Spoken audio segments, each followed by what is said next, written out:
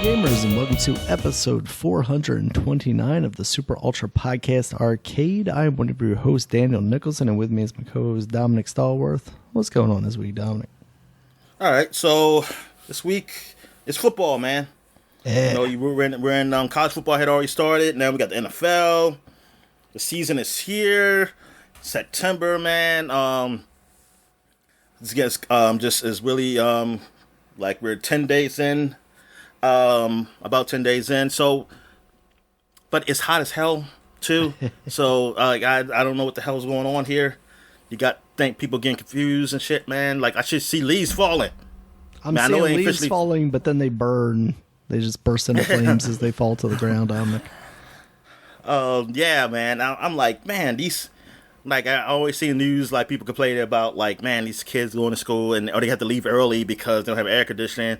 And it's just, you know, it's so funny. Like that, I always feel like that shouldn't be a issue anymore with schools dealing with air conditioning. I almost feel like these kids should be built tougher by now, Dominic. yeah. Haven't the weak ones died off by now? Because the complaint was always, for years, is that, like, because the buildings are old. And so it takes time to do reconstruction. So I'm like, well, get to work. I mean, because these buildings, even if you don't ever put air conditioning in, they can't last forever. Yeah, you still gotta maintain them. Yeah, so you might as well like start working on some schools like each year or something to get them cool, man. It's like it's ridiculous that there's no central air in schools anymore. I mean, you gotta make these kids comfortable. I mean, yeah, but if we do this school, Dominic, then the other schools can be mad that we aren't doing them first. So, like, we might as well just not do any of the schools. Nah, that's not how it works. I mean, it's gonna happen. I mean, somebody's got to be done first. I mean, if you can't do it all at the same time, so it's just ridiculous that it has not been. There's just so many schools, man, in Baltimore, Broward County, and other places too that deals with this. Like, you got these months that it can get hot as hell, man. And then there's always a psychology behind this. There's science behind this that, like, these kids, like, being in these hot-ass classrooms and stuff, most of these kids can't focus on with that. Like, they barely can focus with just being comfortable. Now you're going to want to try to focus when it's hot as hell? Yeah. Like, come on, man. Because I remember those days. I used to hate the end of the year. When the teachers trying to teach, oh my God, it's like I always hate being here, and now I'm hot. I was like, oh my God, and then people get frustrated. Like kids be now that I go look back and say, you know what, kids were acting with some only because of probably frustration or something. Because he does that, like it is turn things up. Man, yeah, whatever. All right, so let's get down to talking to sports. We got So college football happened. I'm only going to talk about my team, the Terps. They blew out Towson, and so I mean, as expected. So that was good. Now they're playing Charlotte, which I think they're expected to win that game too. Mm-hmm. So hopefully they start 2-0. There was an upset. I think Duke beat Clemson. Duke was unranked. Clemson was ranked, and they beat them on national television. So that was big. I think the fix was in though because they was television, and then Vegas saw the bets, and they were like, "Yeah, Duke wins." But I was joking. Anyway, oh, okay. So what was talking? Oh yeah. So NFL started, and we have Patrick Mahomes and the Chiefs, defending Super Bowl champs, playing against the Detroit Lions, who were actually doing pretty good last year in the last year. So people had some high expectations from them this year, and there was quite a few Detroit fans in those stands. So they're definitely buying into the hype. And Detroit won. They beat them. So the Patrick Mahomes is sorry, I kid Patrick. The Chiefs, they didn't have their tight end Travis Kelce, who is Patrick Mahomes' buddy basically, and he always throws to him. And they don't have one of their top defensive players, I believe, was out, and he's in a holdout trying to get some more money.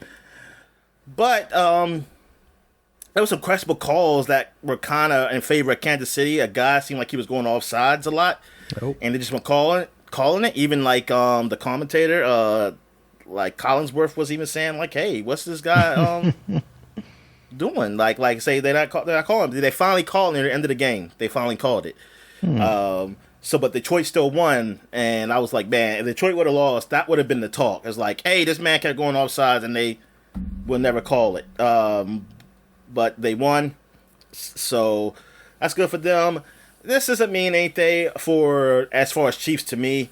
I think Detroit is a decent team, and the Chiefs, like I said, they were down one of their best wide receivers, and the Chiefs. Really, they lost, not because they were really out Travis Kelce. It's because they dropped passes. Like, there were a lot of passes Mahomes had it on the money, and the receivers dropped them. So, it was like, if they would have caught just a few of those, game would have been over.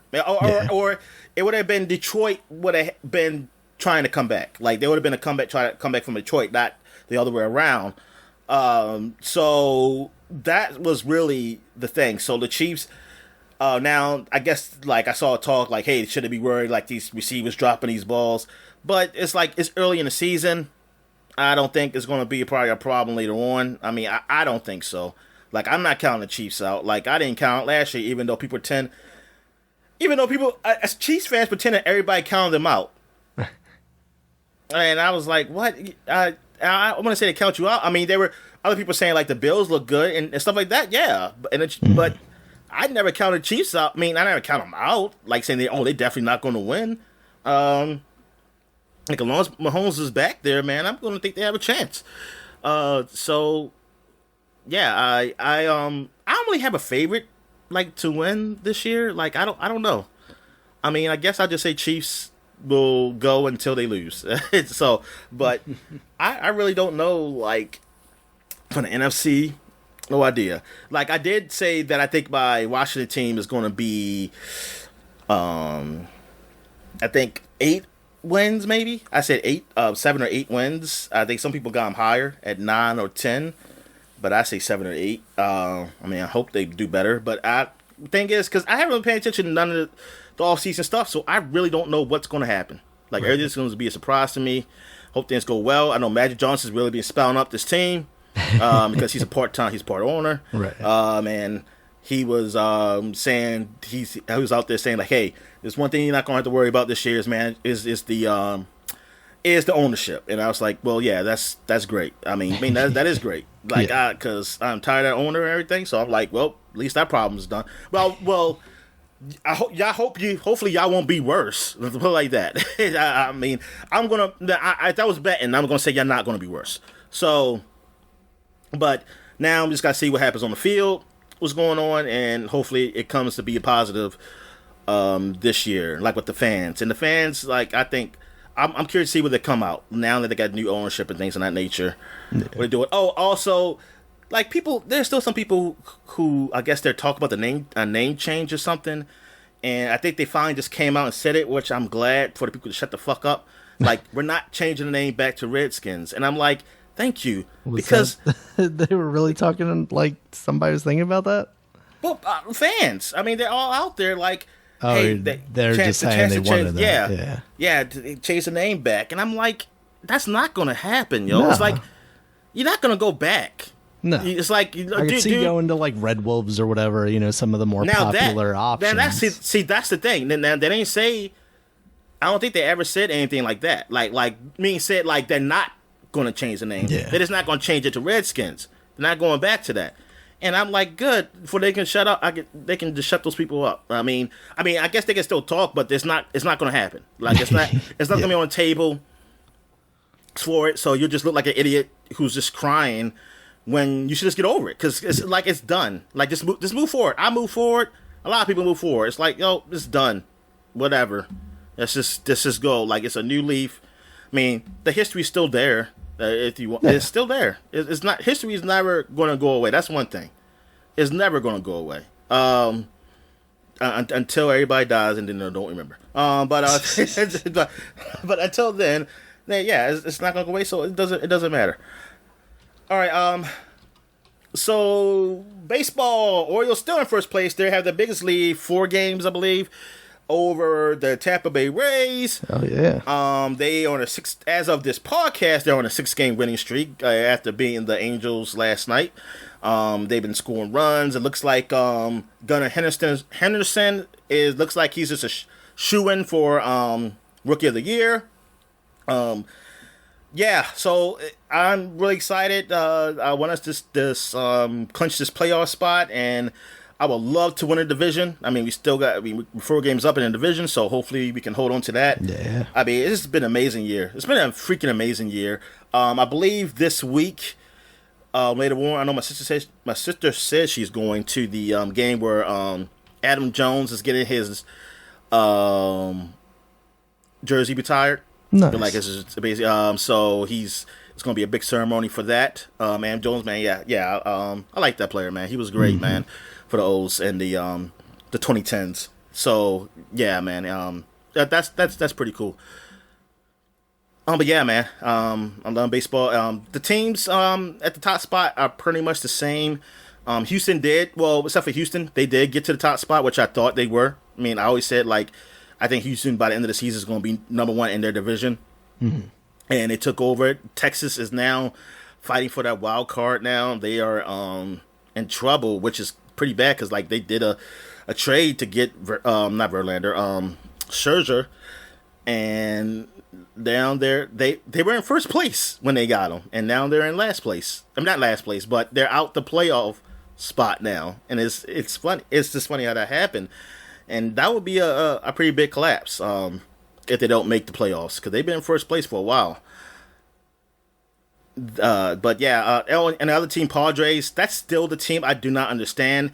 That team is stacked with people, and people didn't get hurt. That's the thing. It's it's not, nobody's injured or anything, and they're losing. And it's just amazing that they're most likely not going to make the playoffs with the team as stacked as they are. It's just so funny how that happened. And I thought it would be the pitching would be, if it's going to be a problem, the pitching's been doing okay, relatively for them, but it's the bats. They should be scoring runs. They should be the top 3 to 1 in offense with the bats they got. I don't know where they ranked that. Let's see where Padres ranked that.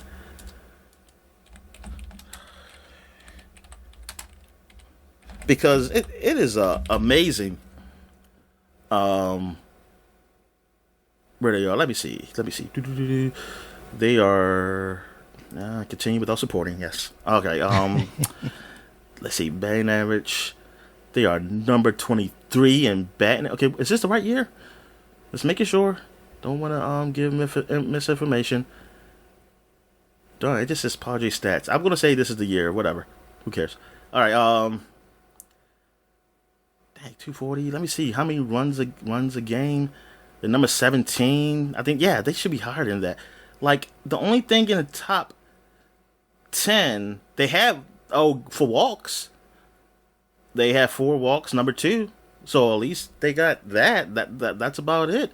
I mean, sacrifice hits they got 4. They're number 4. The number 9 in strikeouts. So that's good. That's being I'm not the higher you are, the lower strikeouts. But so it looks like they have discipline. They just don't score. Unfortunately. That sucks. They should be dominating. They should be dominating. It's pretty weird that the offense is pretty just in the middle really. Yeah, it's. I know the fans are frustrated, and I like that team, because that's a team I was going to be watching this year, really. Because I mean, with them and the Orioles or something like that. Because I didn't know where the Orioles were going to really end up at the end of the year. I was hoping that they'll sneak in the playoffs. Not. I didn't think it'll be this good when I'm watching every game. But the Padres is, but it's a surprise as in them being bad. And Atlanta is number 1 in the whole league, as people have expected, because they're top to bottom, they're good. I mean, from pitching and hitting. They got what I would think the Padres lineup is. They got a lineup just as similar to that. Well, technically better because of this year. And then Their pitching is good, and they're young. Like the team overall is young, but the pitchers who are really good on that team are young.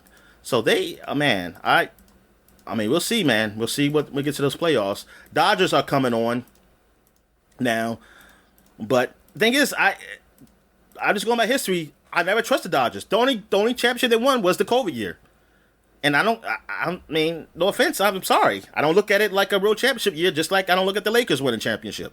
Yeah, it's like, sorry. I mean, it's just that things. I mean, is unfortunate, but I just feel like that shouldn't happen. Come on, it's only what, like 60-game baseball season. Come on, man, baseball is not that's not baseball. All right, So yeah, that's it for I got. So any wrestling news? Yeah. So did CM Punk do something? Yeah. So first off, real quick, the 2 pay-per-views they had last week. WWE had their Payback show. That show was pretty good. It kicked off with Becky Lynch versus Trish Stratus in a cell match. Not a cell, cage match. Not a Hell in a Cell match. Cage match. And that was actually very good. Trish Stratus has come back and been fantastic for about a year now. You know, she made a couple of appearances a couple of years ago. She fought Charlotte at one point, I think, at a SummerSlam. And then she's come back now and she's been feuding with Becky Lynch. And despite the fact that it's gone on maybe a little too long, everybody was anticipating this match was going to happen at SummerSlam. And then it seemed like they kind of got bumped off the card and were not particularly happy about that.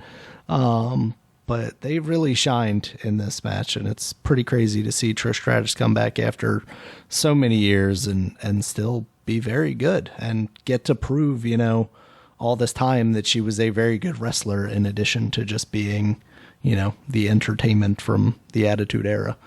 So, yeah, that was kind of the highlight of that card. AEW's All Out was also quite enjoyable as well. Nothing really like stand out, but overall the card was just really good. And the Jon Moxley versus Orange Cassidy match that was the main event for the international title was quite enjoyable. But yeah, the biggest news that came out of last weekend, following the weekend before where CM Punk got into an altercation with Jungle Boy backstage, CM Punk has been released from AEW, and I'd like to say that's kind of the end of it, but this will never end. You know, now the speculation is, will he go back to the WWE? What will happen? Honestly, like, I enjoyed the time that he was there. He had a very good feud with MJF, and he's had some really fun matches, but the general toxicity and just kind of bad vibes that have been around AEW since he has been there have really been a detriment to their product. And I hope coming out of this with him out of the picture now, that they can kind of get themselves back together and focused and just move on. Cause it just felt like kind of an albatross around their neck. I mean, even giving him his own show effectively with this Saturday Night Collision show, it just still was like constantly the shadow of him and the events of All Out last year with him running down the company and having to leave injured once again after winning the title. Like, it's ridiculous that this man had such a problem after having achieved, you know, the highest levels of the company. You know, he was the guy that, I mean, there's a reason he came back after that. I mean, most people would have been fired after that incident. I mean, shit, his friend, he even got his friend hired back, Ace Steel, who literally bit Kenny Omega, you know, in this backstage fight. Was it like a Mike Tyson kind of bite thing? What are we talking about He bit here? him on the arm. Like, you could see when Kenny came back that there was, you know, a visible bite mark on his arm. Meanwhile, this was a fight where there was a dog. You know, CM Punk's dog was in the locker room. It sounds like from the stories, Kenny Omega wasn't actually involved too much in the fighting aspect of it. He was really just trying to like get the dog out of there. and ends up getting bit, but not by a dog, by a human being. Yeah. He went and bite him. He's like, If you're not going to do it, I'm going to. Yeah, so like literally, Tony Khan was giving this man the world, and he just could not be satisfied. And I think I've said this on record in the past, but like CM Punk does not seem like a happy person. I would like for him to find his happy place, but it can't be at the detriment of everyone else. So like, hopefully he goes got off. CTE probably. I'm not going there. I have no idea. He just seems like kind of a narcissist and a guy that just like can't be satisfied. And he did have a rough, childhood and upbringing. I think he's probably got trust issues that stem from that. But I'm not going to sit here and Monday morning psychologist anything too much. But there's something going on with him, and I hope he can find peace with whatever, because he just needs to let some of the shit go. Like, it's got to be exhausting. I mean, he said it as much last year. I'm working with children, and I'm fucking tired, and I'm old. And it's like, yeah, you are. Like, let some of that just slide off your back, man. You don't have to take everything so personally. And hopefully he can do that. If he comes to WWE, whatever. That might be the best thing for him if he does want to wrestle, because the reality is like WWE's not going to put up with his little antics that, Tony Khan has let him get away with. So like, he can go there and wrestle, and maybe they'll keep him, under their thumb a little more, keep him a little stricter, and that's what he needs. I don't know, but something needs to happen with that man, and he just needs to chill out. The straight edge is getting to him, Dominic. He needs a little booze in his life or something. I don't know.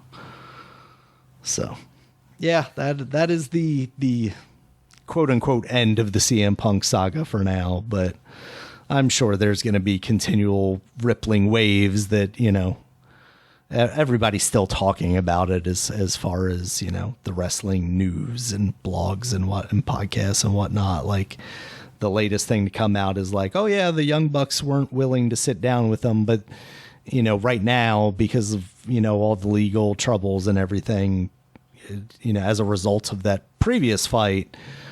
But, effectively they were like, yeah, if you can go 6 months without an incident, then we'll be willing to talk. And, it took basically like 3 weeks after he came back. So, yeah, it's not a man that was going to let that opportunity go. So I don't know, Dominic, it's wild that, basically in the span of, I think 2 years, this man came back in like the grandest fashion, had some really high highs, and just like imploded, basically, is what it feels like. So I don't know. That's where we're at with wrestling, though. All right. Oh yeah, I forgot to mention the Deion Sanders team. It's with Colorado. They won their first game. And nice. That was surprising. I mean, as far as like I think they were. Yeah, they upset the team. The other team they were playing against was ranked, I believe. Yeah, okay. I forgot who they played against. God damn. But they were just expecting to be so bad they were negatively ranked. But Colorado, now they're ranked number 22, and they're playing Nebraska as of right now, and they're up 13-0 on them. So, hey, man, Deion's doing great. I never wished him to do bad. I just didn't like how it went down with him when he left. So Jackson State. So I just didn't like how that went down. But I never wished for him to lose or anything, because I don't care about that or anything.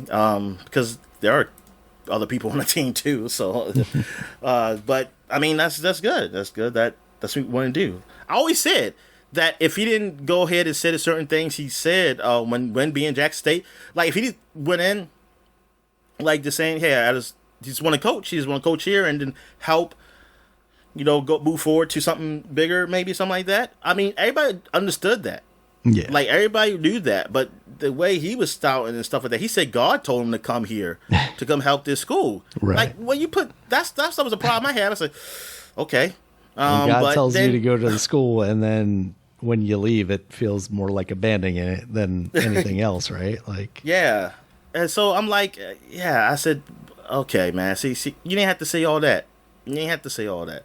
Like, cause I was with you. I was like, cause I wanted you to do your. I mean, his dream. They say his dream job is going for the state, where he went to college and coached there. And yeah. I mean, I want to see Dion in the big one and like the top college schools. But yeah, whatever. So where we at here? We are at what we've been watching. So you didn't watch anything? You haven't watched no Ahsoka, no Little Mermaid? You didn't watch Little Mermaid? Little Mermaid. I do want to. I'll probably maybe watch it this weekend, but my daughter actually saw it at my in-laws already the day it came out, so it hasn't been like, hey, let's watch this, get her to see it. But I saw bits of it because my sister and my mom were watching it, and I'm not feeling it. Wasn't feeling it. I wasn't feeling what I was saying. I don't. And plus, I mean, ever since Disney started doing these remakes, I never liked the look of the animals or whatever that they have. Like Beauty and the Beast was a good movie. The new Beauty and the Beast, but I didn't like the look of the faces on the items, like the characters. Same. The design of those characters, I was not a huge fan of. And the designs, and just like Lion King, I didn't like because they looked real, and I couldn't tell what kind of facial expressions they were doing. And then with this, that's the problem I have, is that the fish, like seeing flounder. Yeah, it's like a real fish, and it's like he looks. I've heard weird. a lot of complaints about flounder specifically. Yeah. He looks weird, and then even the crab, he looks. I was like, why can't you make him look still a little cartoonish, but just computer animated still? Yeah, I don't know why can't you still do that? Why you still make it look real? Like I that's why I don't. Yeah, I'm not really big on that. Yeah. So okay, so One Piece is on Netflix, and I watched 2 episodes. Okay. And I did watch a little bit of this. And I enjoy it. I am shocked how well they did this. Like, I'm shocked. You know what? But what it feels like? It feels like I'm watching a very well done play. Okay. Kind of, because how quickly things go. I mean, just the way it flows, it feels like. But I mean, they do have computer animated stuff in here, but it just the way the setting is and everything, it looks like, I can tell it's like, yeah, this is like a set and they build it, and something like that, and they build it it looks real nice or something like that. And that's the way I get a feel from it, but it's good. I like it. I like the characters are good. I mean, well, Zoro, I mean, that's the way he kind of is in the show. I don't know. I just feel like it could have been somewhat better, but I mean, it's okay. I do like Nami, the girl. I do, of course, Luffy. Luffy, that guy who plays Luffy is good. I like him. He does a pretty good job doing that. Like, I'm not so much just comparing it to the anime, because I'm not. Even though I have watched the anime, I'm not like a huge fan of it or anything. But the show, it changes things a bit, and it's fun. Like the character that is that he meets at the beginning, the boy with the glasses who has pinkish hair. Yeah, and they do that. They have the people have those hair colors just like the cartoon. Though I'm just thinking, like, I didn't think they had to do that. not for everybody. Because for the cartoon, it kind of works. And then with the real people, it's just like, it just seemed like I don't know. It just whatever. But, so with the boy, he wants to be a Marine. Like, you didn't really see him again till like 100 episodes later or something like that. Like, oh wow! Okay. Like yeah, you don't see that character again. That boy, but he in this they're kind of like, that's the other story. Like, they kind of split between that and him being training for the Marines and stuff like that. Oh, and I'm kind of cool with that. So okay, they keep him in there, because he was a cool character, and then when you got to see him again, I remember in the show, he told about they did like a flashback thing of what he's done. It's not totally a retelling of the show or the manga. It's a little different. It's a little different how they even do the certain setups, like with actually I saw 3 episodes. My fault. I said 2. Buggy, like the clown, like that was kind of a different setup of how they got to met him, but I get it, because it just been too much. And it's fine. Like the flow of the show is fine. It's going well. Like I enjoy it. Usopp, he's all right, dude. The guy who plays him, I think is okay. That was starting in the 3rd episode when they go to the island. I'm not trying to think of anything else to say about the show. I think, like I said, this is probably one of the best adaptations on Netflix. I can't think of another one. The Witcher was probably the closest to that. And I don't know. I mean, I'll see by the end of the season. Do I like it better than the first season of Witcher? We'll see. But yeah, I mean, this is done very well. Like I'm actually surprised. Do you know how many episodes this is? I think it's 8. Okay. And they're only 30 minutes, right? They're not hour ones. No, you remember? I thought you were the one who told me. We did look at it last week. And you was like, "Oh, they're long." Oh yeah, that's what it was. Yeah, that explains why I didn't make it through the first episode yet.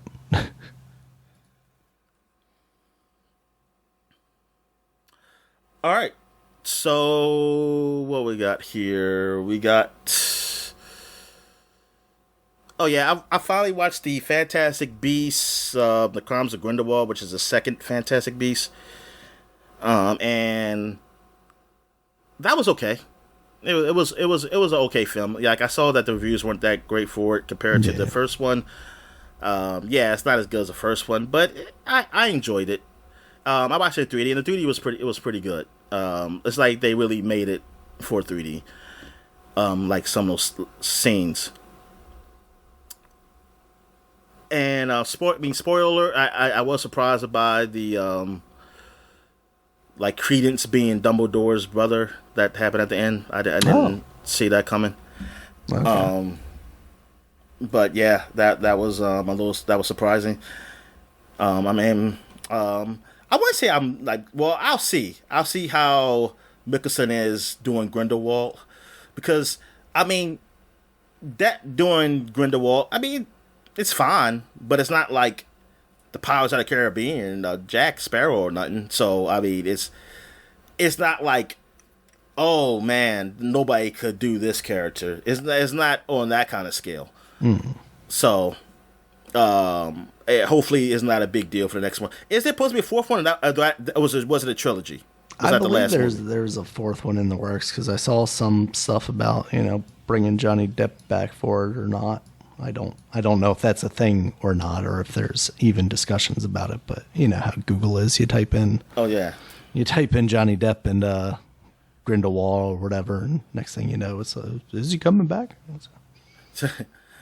What else have I seen? I watched the movie called Valerian, the City of a Thousand Planets. I believe this is based off a book, I want to say. That sounds right. But it's a place called Valerian, which is like, first it started off as a space station on Earth, and then like other countries connected. But then it start like as the years go on, planets start coming to people, aliens from other planets start coming over, and then they'll connect the space station to it, like I guess almost like a what you call it, an embassy or something, I guess you can say, or something, or a project. I don't know what you want to call it. But then after a while, it just get bigger and bigger, and then they say until it was too big around Earth's orbit that they decided that they would like move and it will fly out into like roam the galaxy, basically. This humongous like planetary world, and like so. But it starts with these 2 soldiers, this girl and boy, or man and woman. I don't remember their names, but they are on a mission to like they're stopping some type of crime, and then shit happens. All right, so I mean, I really go into details. Like, this movie was not reviewed very well because the acting wasn't great. And definitely the chemistry with between the two main characters. They're supposed to be like, well, he likes her, but she likes him too, but they're. I guess he wants to take a step further, be more serious, while she doesn't know if he is ready for that. But it's just the chemistry between the two is pretty bad. Like, what the only good thing about this movie really is the visuals. Like, the 3D stuff looks great, and I mean just visually without probably 3D, like just the CG, it looks really good. It does, but like I said, the script. I don't think the script is great either. It's like, man, it's like execution wise, like it just was not well done. Like it could have probably been better, but I don't know if it's like the actors themselves are bad or just the directing. I'm not sure what is the problem, but I know what I see, and like what I see is that it didn't look good. Like the acting didn't look good. I did not really feel any type of love between him and that girl. It was just like nothing. It's like, I don't know. It's like they were just reading the script, basically. And it was. But other than that, I mean, it's fun to look at. That's the only reason I really kept me looking, is because of looking at the visuals and how they did the 3D effects. That I really like that, because I heard. I mean, that's what I heard about the movie. It was like, oh, it looks really good in 3D. So I was like, okay, I'll try it out. That's why I really never bothered looking at it, period, when I found out, like, oh, it's not that great a movie. Right. What else have I watched? I also watched Spider-Man 2. Well, again, I watched it in 3D this time. Amazing Spider-Man 2. And, yeah, the 3D looks really good in that. I did like it when he was fighting Electro, man. That was Times great. Square battle. Yeah. And, I mean, you know what? I would say that the action scenes of that movie were great. And Amazing Spider-Man 2, they were great. Like, they were pretty damn good. I forgot about that stuff. I don't know why. But I guess I was just in my hate mode, and it's like, I hate this. But yeah, they was pretty good. Just the story could need some tweaking. With the whole Harry Osborn arc could have used a lot of tweaking. Jamie Foxx a bit like. Even. Like, I think they could have did it seemed like they were trying to go for that sympathizing villain take, which I almost don't want it, but I felt like even if he was going to do it, it could have been better than what they did. But I just feel like you've done it twice. I mean, you've done it 4 times. Like, the first 3 movies, all sympathizing villains. Somewhat. Except for, I mean, Green Goblin, I mean, he was still a bad father, but, he didn't have to go down like that. But you have of course Sandman in the 3rd one. You got Doc Ock in the 2nd one, and then you got during the Lizard, which out of all the villains is the true one sympathizer villain. Yeah. it's like in the comics, like he's the only one really. If you want to go by the comic books, and then, but that's like, why? Why do you have to have this in every movie? It can't be just an asshole. Like, the closest thing you got was the Green Goblin. Was probably that. I mean, that was the closest one. Though, I mean, him realizing he was going crazy, that's when you start sympathizing for him, because he was like talking to himself and stuff like that. But like, yeah, like the Jamie Foxx character, like he was just very awkward. He was and it's just unfortunate that shit happened to him, because people the guy screwed him over, and it's like, you don't have to do this, man. And why he could be like a bumbling, not an idiot, but he just like all clumsy, like drops all his construction stuff on the ground. So they up there talking to himself like, oh, Spider-Man, like he knows me, he sees me, he see I can help this shit. He needs me out there and stuff like. It's like, what the fuck. Yeah, but I mean, it was all right. I mean, like I said, it was okay. It wasn't. I didn't think it was horrible or anything. It was just okay. But thing is, like, it coming when the Marvel was really turning up, that was like a bad place, like, for us. Like, it's like, y'all had to step your game up.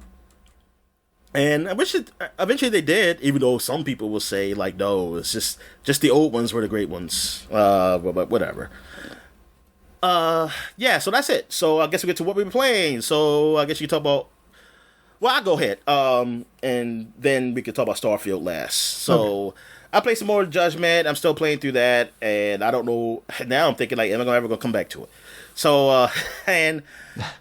Marvel Snap, I've been playing that every so often, man. There are in a new season. It's low key this time, I guess, because the show's going to come out soon or whatever. And when's the show supposed to come out? Is it later this month or early next month? I think. Let's see, Loki season 2. Yeah, because they got cards for. He's a new card. October 6th. Yeah, he's a new card, and what does he do? You can copy the starting cards of your opponent. So I had one guy. One guy did have his card who I played against, and he did that to me. I still beat him. Yeah, because he started because I had a destroy deck, so then he started using some destroy stuff, but I still ended up winning the match. But that was like the only time I really seen it, but I know that they already got decks out there. They're saying like, oh, this works best with this, and blah blah blah. Right now, because I did get a card that I really wanted, Null. So he's a card that's good for destroy decks because he has the power of all the cards you destroyed. Oh wow! So whatever you destroy, even what the power is, it just adds up on his. And you can. He's a 6 powered card, so you can, if you want a 6 powered, bam, you can play him somewhere. So I have him in that deck, and I've been doing all right with that deck. I've been doing all right. And then I think when I was playing some games, I was getting my ass kicked by a lot of people because they just had those cards, man, Daniel, that I just can't do anything about because I don't have the cards to stop them, and I don't have I don't even have those cards, period. But yeah, so I'm playing with that and the Sarah deck I was talking about last week. I got another card too, but I just don't know where to use it. I got Lockjaw, and he's good with the deck, but I need a few more cards for that. But yeah, right now I'm almost at. I could potentially get either Spider Girl or I'm sorry, Gwen Spider Gwen, and Ghost Spider. Or let me see, what was the other card that was with her that I wanted? I forgot. I want either one of those because they're good with certain decks too. But I'm having a feeling like I'm gonna get that mystery card, and there's gonna be a mystery card I don't even fucking care about. But yeah, I potentially have those. But yeah, I'm still having fun with it. Luckily, they still got me right now, so I haven't got to that wall where I feel like I just can't get nowhere yet. Cause in the last season I did get up to 70. That's the highest I ever gotten. First I was always gonna get to 40. Now I'm at 50 something right now for this season ranked. But yeah, I did finally get up to around 70 last season. So I was like, that Sarah deck really helped me out, like between Sarah and the high evolutionary deck. And now I'm going to be using this null deck, which is pretty good. It seems like I suck at it when I have to play against a person in Conquest, though, because you play them different rounds. So I think they'll eventually see what you're trying to do, and if they have a card to counter it. Like sometimes, like at first, I was against people who had things to really counter what I do, so I would win. But then I started getting people who, once they realize what you got, because maybe they might lose the first one, or they just see it and they're like, oh, I know what he got. I know how to stop him right here. I put this card out there. Because I used to do that with the destroy decks too. Because I was like, hey, I put Cosmos right here, where they have to destroy. They haven't destroyed these cards yet. They can't destroy them because it's an on reveal, and Cosmos stops all on reveals. So, or they put an armor up or something like that. So, only put an armor right here because so he can't destroy his own cards. So yeah, I've been going against that, and like I have anything to stop them. There is a card that does that. Like I can stop armor with on reveal, with Cosmos himself. I can have a Cosmos for me. But it's like I'm taking out cards. Like I can't find that good medium where I take out a card that I like to replace it with because I need them. Like I need to destroy. And sometimes it's the luck of the draw, man. Because sometimes I don't get lucky. Like one game, I was just picking all my highest cards. So I couldn't play nothing early. And by the time I got to a point to play something, I'm reliant on those early cards before I can use my later cards because they're not going to be as powerful. And then it's a whole lot of luck with the game too. It's strategy, but it's luck. And then you got the spaces on the boards because of their rules changes. I mean, they can just change it I hate it when they do oh, you just pick random cards now. It's like, man, I build a fucking deck, man. I'm not going to pick random cards. Or they say, you pick your opponent's deck. And I was like, get the fuck out of here. So, yeah. All right. So, Mortal Kombat 11. So, what's going on with that? Yeah, so I've actually shied away a little bit from the story stuff because I was filming the stuff for the podcast. So I went into the tower. I do appreciate the fact that you can, for the character tower stuff, like you can choose what character, because I feel like in the game before, like in 10, didn't they just have like revolving character towers like that and you had to get it at the right time or something like that? Or maybe I'm wrong, but I don't remember exactly how it was in 10. I forget, but I don't don't get me lying. But I also I talked a little bit about like how I like the story mode and how it lets you test out characters. But going into the tower, lets you freely choose who you want to play as. And I remembered liking Scarlet a lot. Ermac was kind of my main in the previous games, but he's not in 11 as a playable character. And I remembered liking Scarlet a lot, and I've been having a lot of fun playing her and actually kind of customizing the moveset a little bit, just tweaking it.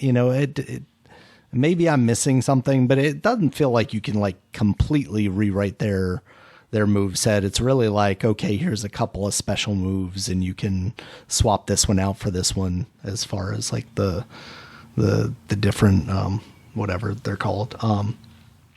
But yeah, I mean, she has all the things I like. She has a projectile. She has kind of a short range special and also a teleport, which for the longest time I wasn't even using her teleport. I don't know if that's because the original one that I was using didn't have the teleport, or I just didn't realize because I didn't look at the moveset. I will say the funny thing about like Mortal Kombat games is like the gimmick of them is the ultra violence, right? Like especially the finishing moves. Like that's the flashy stuff that they show off. But like once you get into the game, competing in a tower and then like using one of the same 2 or 3, if there's a stage finisher, finishing moves over and over again really just kind of gets boring. Like you kind of appreciate a quicker finish than that. Especially with Scarlet's, because like her default finisher just feels like it takes so long. So her brutality is like just finish the match with an uppercut or finish it with one of the like mid-range finisher with special moves. And I find myself doing those a lot more than actually trying to do a finisher. Only reason I started doing finishers again is because some of the towers you have to do like criteria, and it's like, oh, you have to have done 10 finishers with Scarlet. And it's like, that's kind of silly, but also like, okay, I guess I'll use this real quick. But yeah, that's the game's still really good. Mortal Kombat 1 is just around the corner. They've got Jean-Claude Van Damme. They're actually showing them off now. They also have Megan Fox in there. I didn't put this in the news because I didn't think it was really worth mentioning that much. But like Narita is coming back from, I think, like Deception. And she's like a vampire lady. And they are using Megan Fox as her voice and also as her likeness. So yeah, hopefully that turns out better than Ronda Rousey. Yeah, Megan Fox. Yeah, I saw that she was in there. So yeah, I would expect her to be better. I mean, she actually an actual actress. Yeah, yeah. All right, so I guess we talk about the big game that has come out, Starfield, man. So We both played some. Like, how much did you play? Just until you go to the next planet. Okay. Basically. So that's Atlantis or something? I forget what it's called. It started with a K. It's when you first go to like search out the Space Pirate King or something like that. That. Yes, right. Yeah. You go there first before you go to the city. Yeah. Yeah. Okay. So you were at that. Yeah. You're still at the very beginning. early on. Basically, just kind of tutorial stuff still. I gotta look up see how many hours I played because that actually will be legit hours because I've been streaming, so Right. I can't just leave it on pause.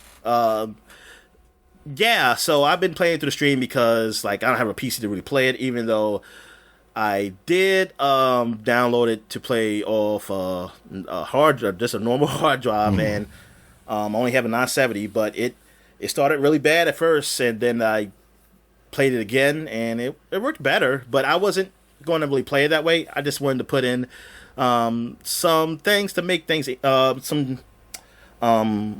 something to make things easier for me on the console. Enhancements. The consequence. Yes. Yeah, because I do not want to worry about my weight.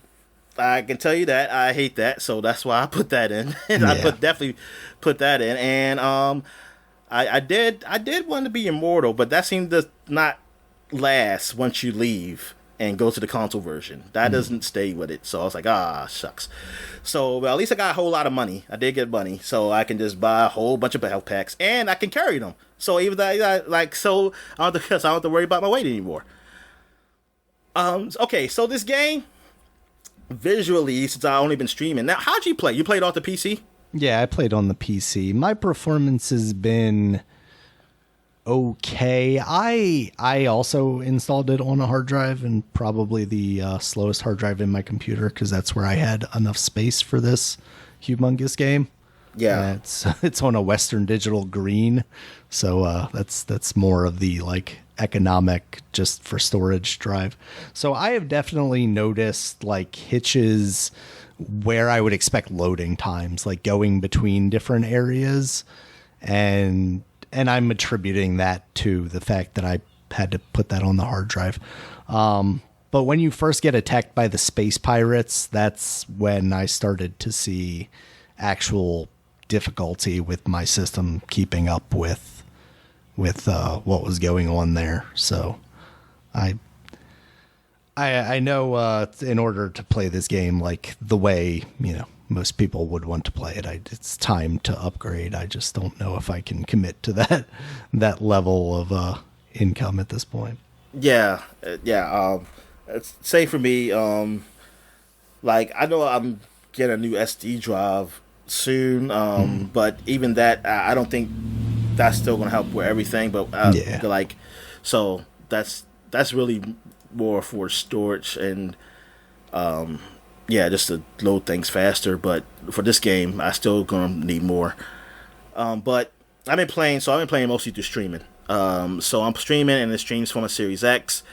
Visually, so I'm based on the streaming, so I'm not playing from like a Series X, just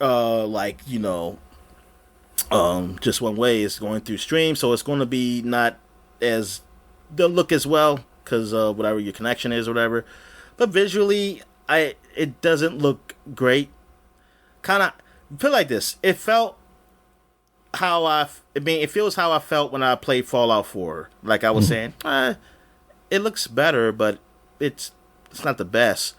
And what I feel about this, I think all Bethesda games I think I played.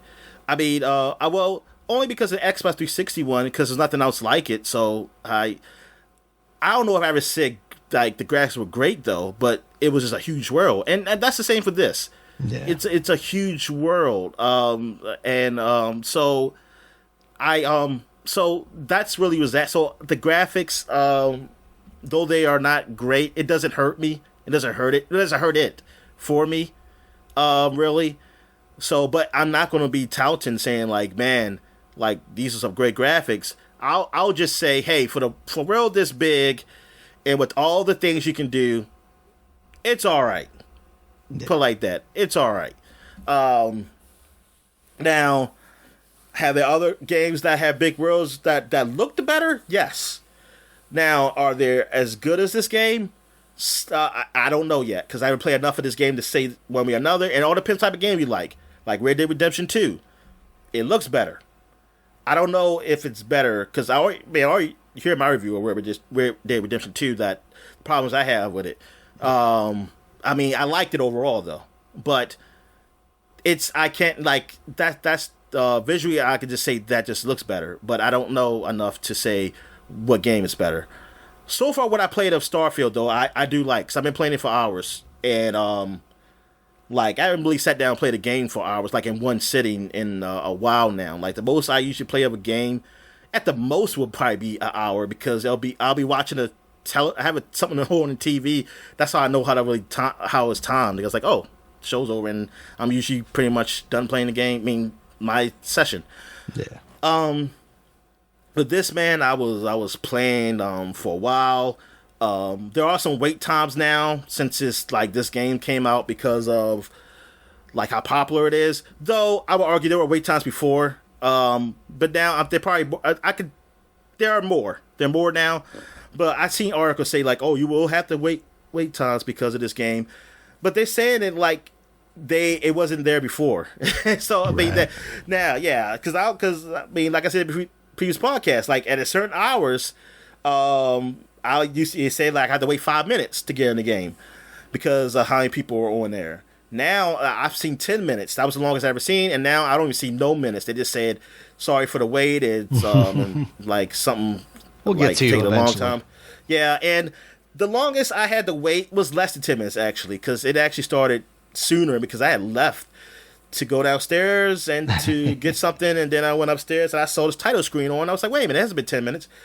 So I haven't have to wait that long for it, but that's understandable. I knew that was going to happen, and I knew that was going to be the hurdle because I was like, damn, I can't. Unless I'm going to play it like super buggy, not buggy, but just maybe laggy or whatever on my PC because it's so old.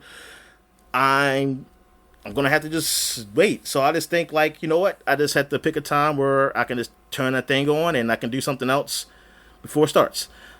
So, but I've been playing a lot of hours, put a lot of hours in this. I mean, it's just like the other Bethesda games where, talking to people and having a lot of dialogue and stuff. The facial animations are definitely better than what they were before. Mm-hmm. Though, overall, I think people still look ugly. At least the people that are not like important. You catch them in the right lighting or something, like at the very beginning of the game. Like you're looking at that woman and you're like, oh, wow, like she looks really good. Like lighting and visual wise, and then you're like, you catch her from a different angle, and you're like, oh wow, you just look like a person from Fallout 4. See that I don't even mean by that. I mean ugly as in that even they just look ugly. Oh, okay. That's what I mean. Yeah, Gotcha. Yeah, there's been that, but yeah, you get that. That's still there. Like all that kind of stuff is there, just like in those other games. Yeah. Cause I'm trying to think of like what's the big improvement. I mean, as far as like some type of visual or something. I wonder if it's a game where all of their characters basically are things that can be generated from their character creator, and that's why they all kind of look weird, right? Yeah. Yeah. So now the like gunplay is definitely better than all the other games that they have ever done. I definitely like using a pistol. Well, my guy is kind of that's one of his perks, or specialist thing. And so that felt really good. It felt better to me using that than a machine gun or a shotgun. I did unlock the shotgun perk though, and you've been using that. I got this what is like the two shotgun or whatever. The 2 barrel. I got a 2 barrel Gotcha. shotgun, and yeah, that I mean it's powerful. It's all right. I finally got I figured out the boost because I think I missed it when it was trying to teach me how to use it. Cause I was like, hey man, when I get the boost, I thought I said I had it, and I was like trying to jump, and nothing was happening, and I didn't even see something on the screen saying like your boost fuel or whatever, and I was like, "This is a glitch." But I realized I didn't. It's certain equipment, like the pack I had didn't have boost. They had gave me a pack with boosts on it, and I was like, "Oh, I must have missed it when they told me I hadn't equipped it." So I equipped it, and the boost, yeah, it definitely makes things a whole lot easier, and I like that you can use it anywhere. Like I can just use it, just in towns and stuff, so I can jump up somewhere without having to walk all the way over to the fucking stairs to get somewhere. It's like, oh yes, this is great.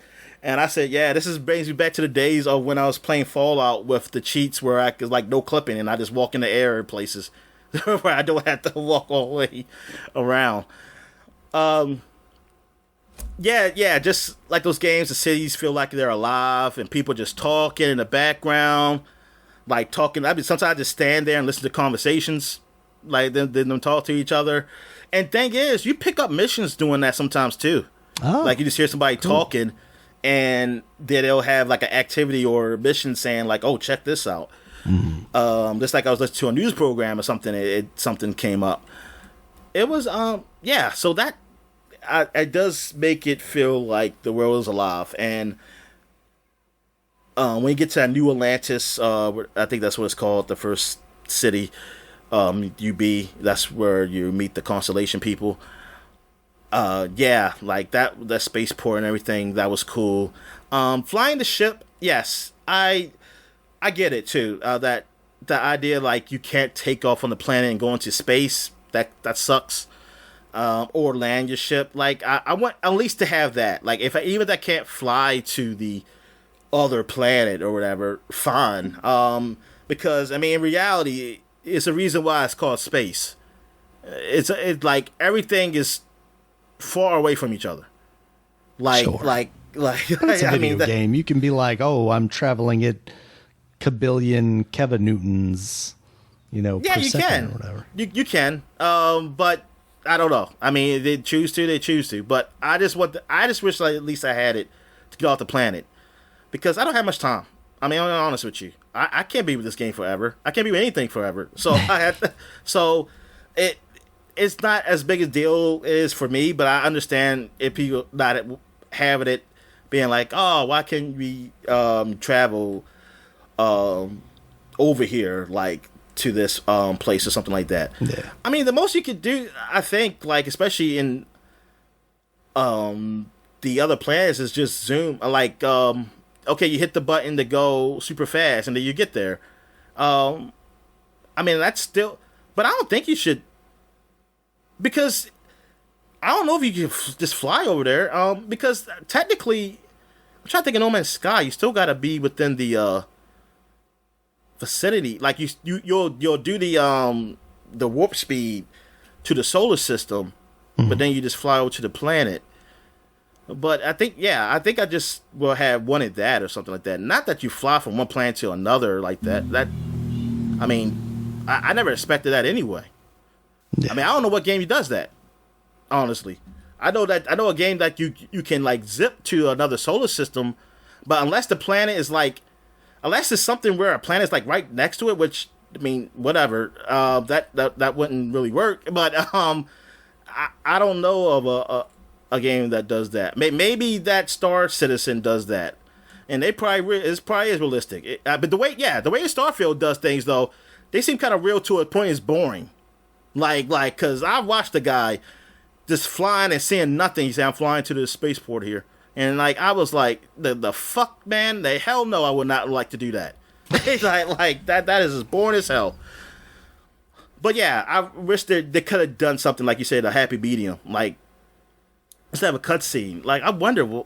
I don't know. Because for me, it feels convoluted the way it is. It's like you have to go into this menu, and then you have to go into this other menu, and then you have to choose this thing, and then you have to do this other thing. It felt like there were too many steps. Like I understand why people would want to just jump in their ship and point in the direction of the place. Like obviously that's more time consuming, but as far as just like gameplay wise, it feels like there's a lot of arbitrary steps. Like they could have streamlined that a little better to... Well, later on I just picked the planet. Okay. I don't have to get in my ship. Gotcha.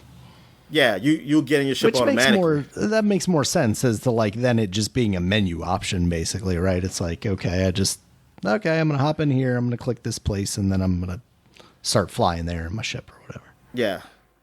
I don't understand the idea of like, oh yeah, because I did get companions, so they have their own specialty.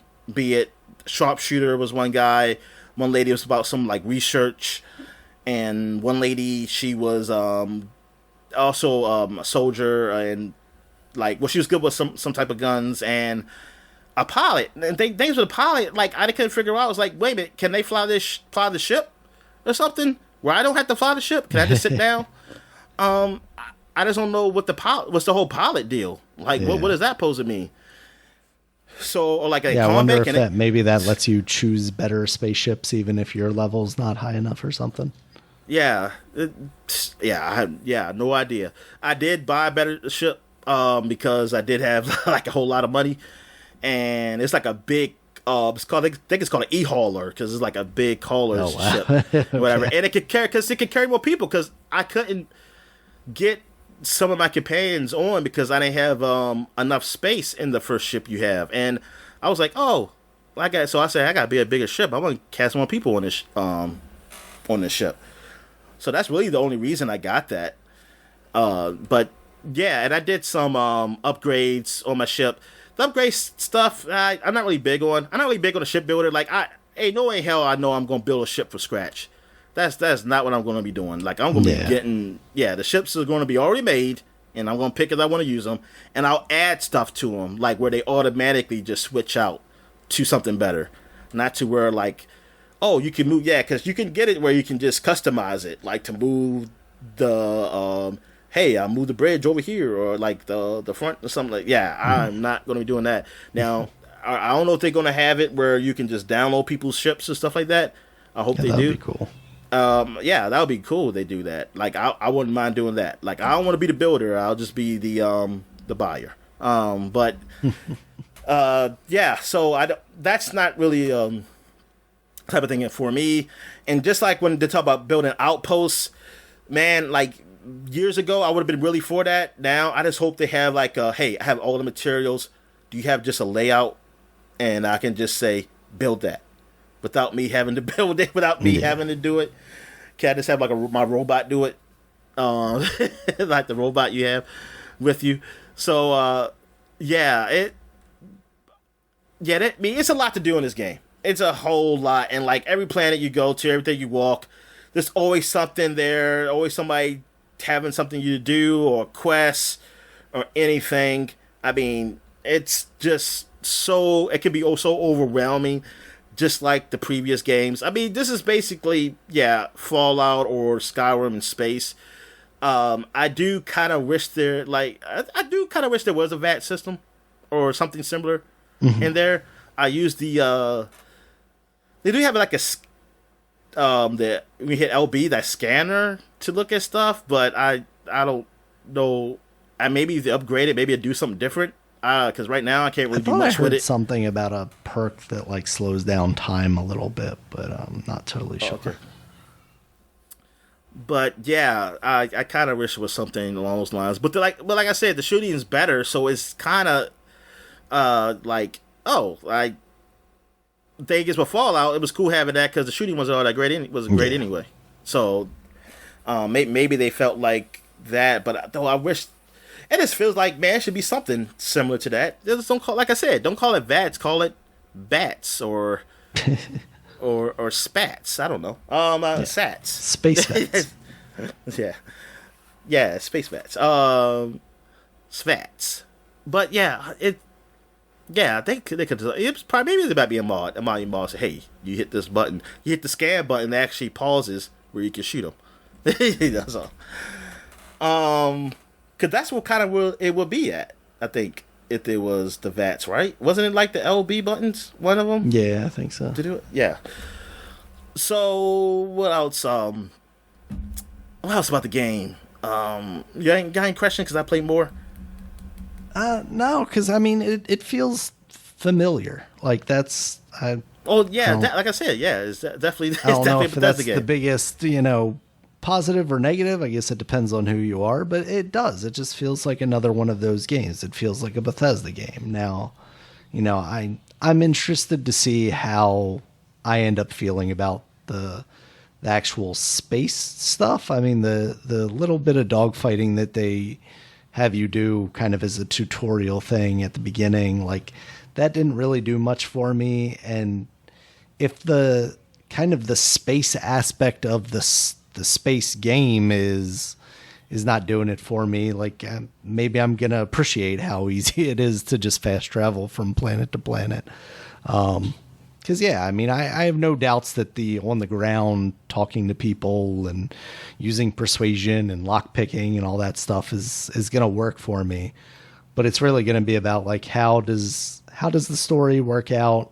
That's what I've always found really engaging with the Bethesda games, and not even necessarily the main quest, but like the character work around you throughout the world, that kind of stuff. How that's going to work out and whatnot. So I'm interested to see how I feel about this game. I might end up finding myself also, trying how it is on the streaming, since my performance is not, completely desirable, especially if it struggles to keep up in that first fight. I can only imagine there are going to be deeper issues later on if I find myself engaging with more enemies and in more open environments. Oh, that's gonna suck. I was kind of hoping it did do well on your computer, because now I can't. That means I can't get on if you're on. Right. Yeah, I mean, it's not like we're gonna be overlapping that much. I don't think so. But yeah, that does darn. Why can't I get that family plan going? Damn your Xbox. But yeah, so the game. Look, like, because I'm into RPGs. Like, I'm into story, and so far the story, it's like the main quest. I mean, it makes you curious, because I haven't gone too deep into it. But I like overall talking to people and stuff like that. Because like I said this before, years ago when we heard about Starfield. If it's just like Fallout 4 or Skyrim, that's enough for me. And it is so far. So now it doesn't make it so that I'm calling it, like, so far playing it, I'm not. I also understand why, if there are people who are down on it, I understand. I understand, fine. Like, even the people who maybe they did play the other games, maybe they saying like they wanted something more to it, or like something different. That I get it. I know there are some people out there saying that that's pretty unfair, because these same people gave high scores to the Dark Souls games, and they're not that different. But I'm not into those games enough to say what's different about them, what's improved on them. I know visually Elden Ring looks better than the Dark Souls game, so that's all I'm going to say. I know that. Yeah. So I mean, that's what I can just see with my eyes. So I think that's a plus. So I don't know, and I mean, there's probably more details, but see, I don't play those games to make that argument. But I just feel like it's more than, they're not just the same. And just like there was another game they said. God of War. But I think there was some negative stuff on God of War 2, Ragnarok. I mean, negative is not like negative hate, but it didn't get as much praise like it did for the first one. Yeah. Because it was pretty much the same. Mm-hmm. So that's why I was kind of, now they're probably talking about just the randos on Twitter who are down on this game. Which those people, like I said, man, a lot of those people probably play the game and they just randos on Twitter, they're just spouting, they're just trolling, or they really have, they're PlayStation fans. That's probably that's all that is, because when I was reading the reviews for Ragnarok and stuff like that, yeah, there's some nons and stuff, but there was also, it wasn't as high a score as the first one, because of the people said it's like it hasn't changed. It's not really changed much since the first one, which is fine. The first one was a great game, but it hasn't changed, and so I thought that was fair. Now, I guess it's just that because you expected just to still get a 9, because since they still give that a 9, I don't know, because I think this is actually I mean it's actually somewhat a compliment too of Bethesda. I mean, but also I mean it's a negative, but it's like you expected more from them. That's what it is. Like you expected like something more like yes, maybe it'll just be Fallout, but it'll add something new to it, and it will look. It would definitely look better. I mean, it does. Like when I now when I look at it from like standing back, it doesn't. It doesn't look that much different, honestly. But when I start playing and start seeing like the little, like the facial animations and things of that nature, I'm like, yeah, this is definitely better than Fallout 4. But it doesn't come to you like that though, man. Like it's just beyond. I mean, I got honest with myself. Oh, yeah, that's all I can say. Maybe for you could just look at it and be like, man, this looks totally better than Fallout 4. For me, it didn't come out right away like that. Yeah. So, I mean, even when they were showing off before, it just ran better. But then that's only because I didn't play it on the best possible way. People probably play Fallout 4 the best possible way they can play it. So probably those Starfield scenes that you saw, you know, when they was doing the Starfield showcases and stuff like that, people probably saying like, yeah, it don't look like different than Fallout 4. Like for them, it probably didn't. Yeah. So yeah, I get that, like visually. But honestly, visual's not really the important thing for me. It is the like. Oh, I mean, I always said this. I was always a story guy first. Like I can deal with bad mechanics if it's a good story. But the story, the mechanics and stuff, and they're fine. But I don't feel that huge, like, improvement of, like, a fall. Like, I don't feel like big. Like, I honestly, I mean, in all honesty, I'll probably, man, I ain't play enough to really score the game. But I'm just saying, just for the little bit I played, that I know I'm going to keep playing this game. But I can see if somebody gave like an 8.5. I ain't gonna get mad at them. Yeah. Somebody gave it a 7. I mean, I ain't gonna get mad at them. I mean, I am curious why is that low, but I mean, that guy who gave it. I mean, based on his review, whatever. I mean, he seems like that's a 7 review. Now it's just a 7, then they spouting stuff. That's something else. But that guy, I mean, it seemed like it was all right review. We talked about that guy. So, like, yeah, I would feel that way. Like, just from this, maybe something later on in the game I play, and I'm like, wow, this game is a whole lot better. Maybe something will happen. But we'll see. But like right now, I'm having fun with it. Like I'm gonna keep playing this. Like this is because this is the game on my alley. This is what I wanted. This is like I wanted a longer RPG. Cause hell, I went back to play Mass Effect because I just want to play some fucking RPGs, man. And so, retro RPGs, yeah, they're like my favorite genre. So, yeah, so this is going to definitely be the game I'll be playing probably the rest of the freaking year. All right, so I guess you got anything else you want to say? No, not until I play some more. All right, so I guess we'll take a quick break, and when we get back, we'll get to the flashback segment. All right. And we're back, and now we're flashback into 2013, 10 years ago. And we're going to see some of the games we missed from last week also because we did the covers. So we're starting off with Castle of Illusion starring Mickey Mouse HD Remake. Daniel thought it was worth talking about this for some reason. Why? I thought you had mentioned it. We can skip it then. No. It looked prettier down. I mentioned it because I was asking. That's what it was. It looked prettier. Oh, okay. I mean, was it rated? It wasn't rated that good. No, surprisingly lower than people had hoped. Yeah. I think. Yeah, exactly. I mean, the first one is worth mentioning. It looks like this one not so much. But since I'm not going to edit this out, so we mentioned it, Daniel. Now we gave it credit. No. All right. Also, we have Diablo 3. Now you might be saying like, wait a minute, Diablo 3. This ain't this anniversary, but no, but it is anniversary for the console versions. The PS3 and the Xbox 360 gets to handle this, and it sold a shitload on these consoles. Yeah. And the expansion too, which we'll say some probably the next year or so.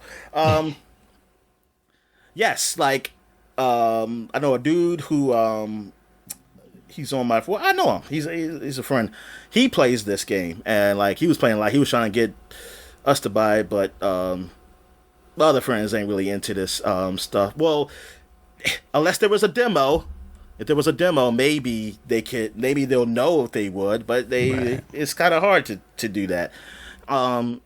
Meanwhile, I was just iffy because I was like, I don't know, will I? And I borrowed it. I borrowed it and just beat it right off the bat. Like I just went through single player and played it. Not in the way like you really people play it, like they keep just going back and looting. I just went through say I want to play the story, and now I know why people say the story wasn't that good. Because it really wasn't. But the gameplay, it is great, and it can be addicting because it does feel good just to be killing all these demons and just looting, man. And just like, yeah, man, it's just yeah, it's great. Like, and every time it's a sale, I look at it, Daniel. I always look at it, I'm like, I can get it for cheap because I think it was one day you'll be on Game Pass. Sale now. That's what you gotta say. It's on, yeah, and that's what I'm saying.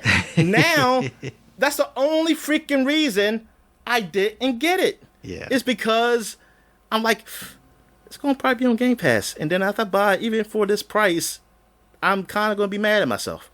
So you gotta sacrifice, Dominic, because the second that you buy it is gonna be the second that this deal finishes up. They wipe their hands and then they put it on Game Pass like 2 days later. You just gotta bite the bullet for us. Yeah, so yeah, I do want to play this again. Like I have played it because they had free weekend, and I was playing it. And I was like, oh man, I want this game, but I was like, oh, but they're doing a deal. There's no point in me buying it. I gotta wait and see. All right, so what else we got here? We got Rayman Legends came out. Yeah, and this game was good. This was a very good platforming game. Rayman game, like it was great. It was similar to what Super Mario Brothers, the new Super Mario Brothers was. Mm. So definitely compared to that, and I'm going to say it was better. It was better than that game. It might have been. I think it was. No. I'm being serious. Like I think this was better than that game. Yeah, I'm with you. Oh. Yeah, as far as like visually, easily better. You know, I mean, it started with Origins. They basically perfected that like 2D.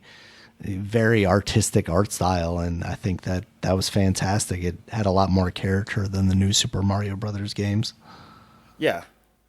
So yeah, Legends. I was kind of hoping that in this one they'll put online, and this one say, okay, they see how popular like they doing number 2, so maybe they say, hey, you can play online with your friends now. Nope, they say couch co-op, and then they make up the excuses like, hey, because we want people to play together. I said, shut the hell up. Just say you didn't want to pay for the infrastructure or whatever. And even though I don't know why people don't just do P2P anymore. It's actually better to do it now than before. Yeah, better internet connections. Yeah. Oh man, it's pissing me off. Too much work, Dominic. We don't want to pay that intern. But yeah, so yeah, it's unfortunate that the only time I got to play it was with my friends, and he's already in North Carolina, so I got to do that a few times, just a few times.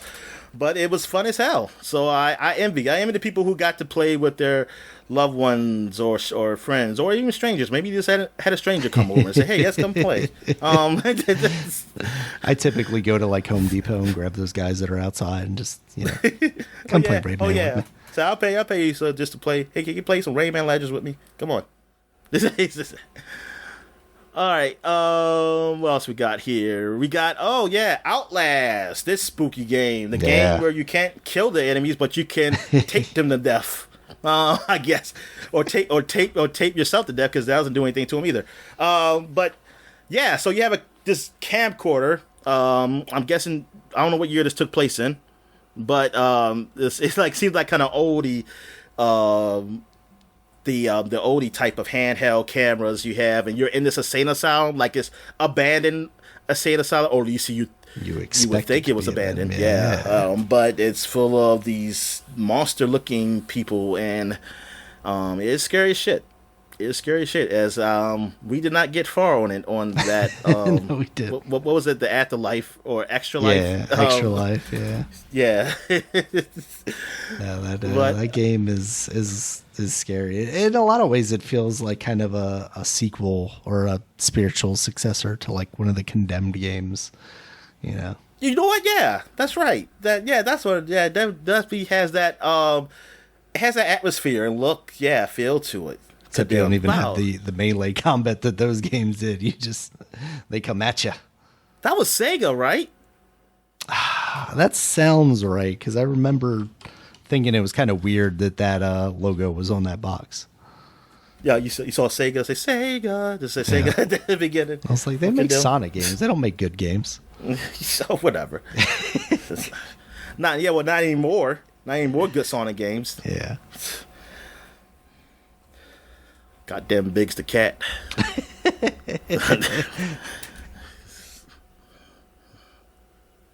But yeah, Outlast. It was pretty good. It was reviewed. It was reviewed fairly well. It was great, but people did enjoy it. Definitely a good YouTube game or Twitch game, because I did watch it up there and got scared, but I was scared with the other people, so that was good. It felt good. All right, so what else we got here? I think that's it. So that's it for 2013. So we're going back 20 years, 2003, and we got Final Fantasy Tactics Advanced. I love this game. I played the hell out of this game. I think I beat it like maybe 3 times or something like that over the course of like 10 years. But like I played at different times. But yeah, because I always saw good reviews of this game.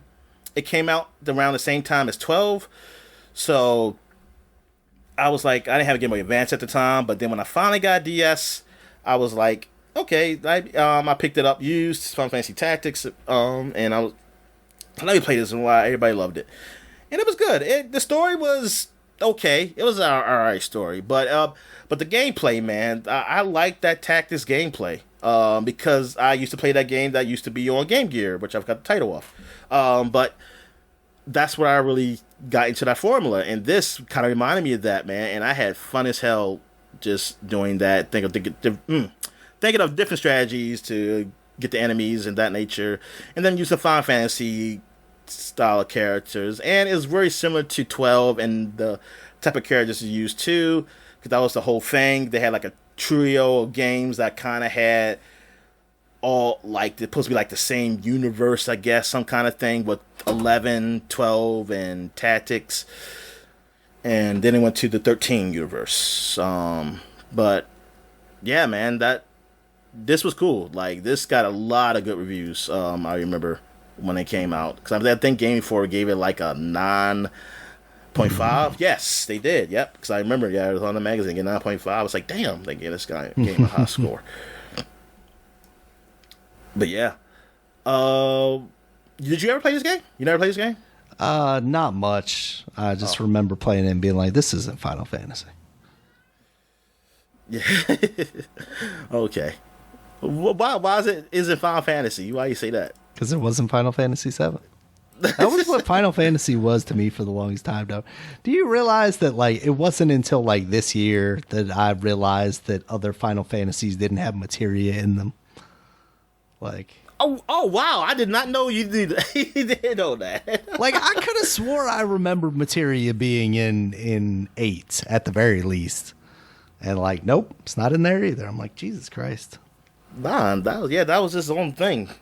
It's just in Final Fantasy VII Remake though. Yeah, so there you go. It's canonically in more than just one game now. It might be in Crisis Core, but I don't remember. I don't think I played Dirge of Cerberus too.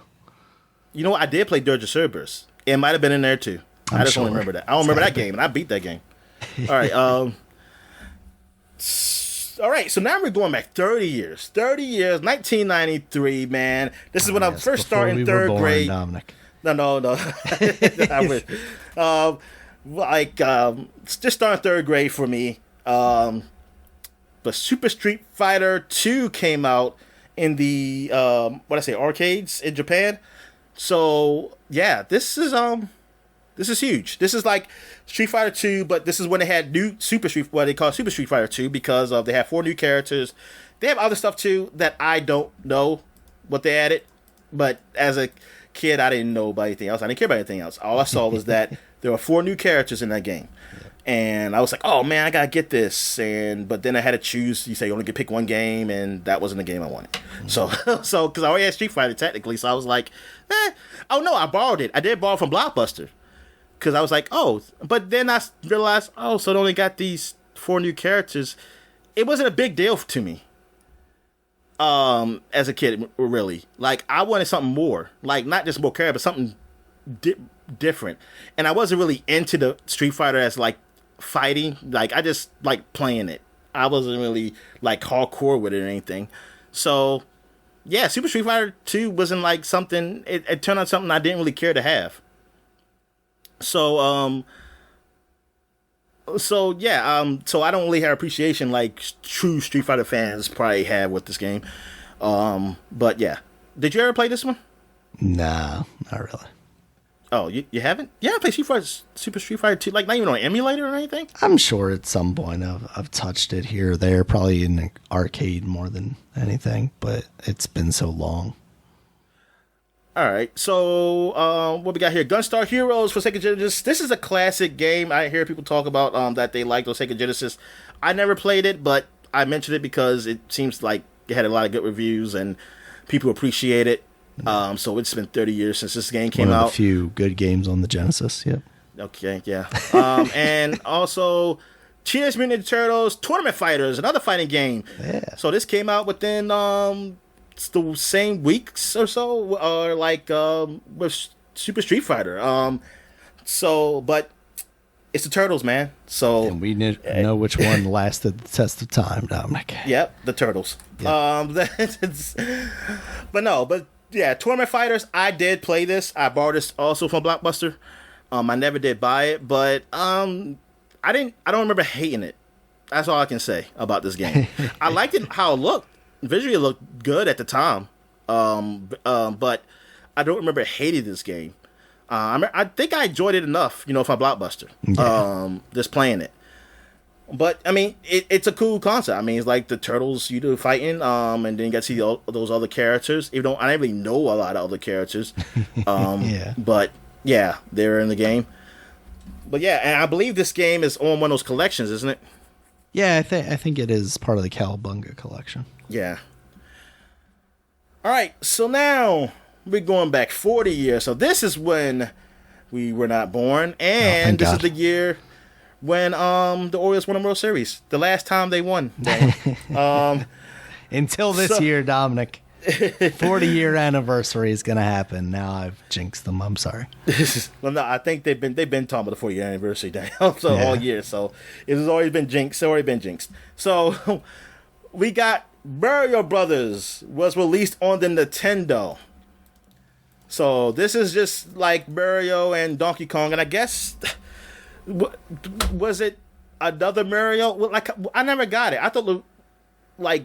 They say Mario Brothers. Who was he? Was there a tall guy, or they just looked like Mario? Nah, I think they were both just short guys. I'm trying to remember, like, not what this game looks like. I know what the game looks like. It's one screen. You have the POW in the middle and whatnot. But I'm trying to think what the other character looks like for real. Just want one screenshot. That's all I want. Google. Is he blue? Maybe he's blue in this one. I mean, he's green. He's green.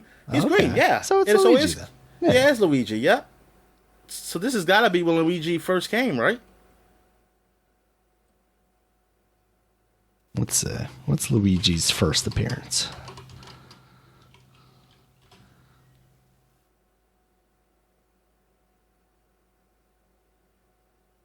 Yeah, see, now, but I'm wondering if what we're seeing is the original game or if what we're seeing is all those like re-releases where they probably like retconned in Luigi.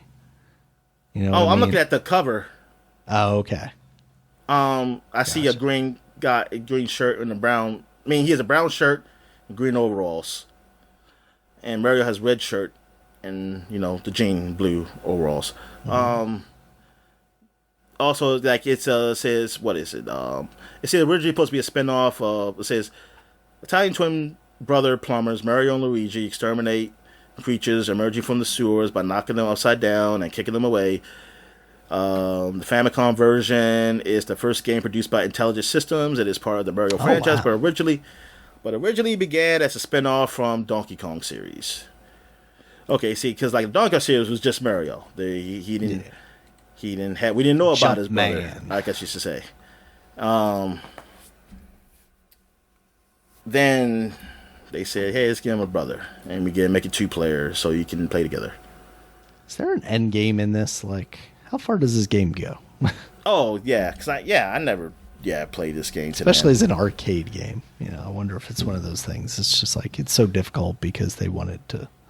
I only ever played it as like in addition to one of those other games, and it was only like, I'm just going to test this out and see how it is. And then I'm like, I could be playing this modern game instead. Why would I continue to play this? It's not very good.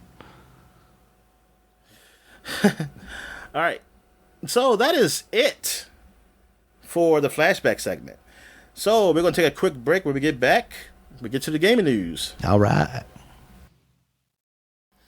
And we're back. So let's get to the gaming news. What we got, Dan? All right. First up, Dominic, one of the, talking about Disney's Mickey Castle Illusion, the remaster of that. We're getting something similar. The people at Disney have decided to bring back Gargoyles. It's going to get a remastered game. I believe this was announced last year, but we didn't really see anything about it. It's actually going to have fully brand new visuals, which look very nice, very reminiscent of the old cartoon. And that's coming out October 19th. It's going to have the visuals. It's going to have rewind features, as we've come to love in those style games. The thing that gets me is like, why this game over like a Lion King or an Aladdin? You know, one of the it feels like bigger titles. You know, why wouldn't you give this treatment to that? But we didn't get like a fully visually updated version. Oh. Like we got re-releases of those 2 games. I think they actually came together as like the Disney collection. But like I wonder why they chose Gargoyles as the one to get this refinement, this level of work. I don't know. I know people were talking about a new series supposed to be coming to Disney Plus. I don't know if that's the still case. Is. Then that makes perfect sense. I don't know if it still is, but yeah, people. I remember they were talking about that. But yeah, I mean, yeah, this is cool that they're doing that. Yeah, but yeah, I understand. I get what you're saying. Why they didn't do it with those games? Yeah. No, I guess I have no idea. Maybe this one. Maybe they now realize like they should have done it, but they want to do some new game. They chose these younger kids' childhoods over ours, Dominic. That's what it is. Yeah. Well, this is technically still our childhood. Yeah, but that's younger kids. Oh, okay. Slightly younger. Still 30-year-olds. Yeah. Yeah. All right. But it does look good. All right. Next up, Dominic. You see, it does look good. You saw it? Yeah, they've got some gameplay out now. Last year they announced it, but didn't show anything but the old game. And then this year at D23, they showed off. The nice thing is it also does the thing where you can switch between the old version and the new version instantaneously, which I always appreciate. So. Oh, they let you do that? Oh, yeah, man. I kind of wish they did it, with the Lion King one and Aladdin. Switch them out with just the live action looking lions. That'd be great. That's what I want. Yeah, exactly. That's what they should do. The new Lion King and the old one.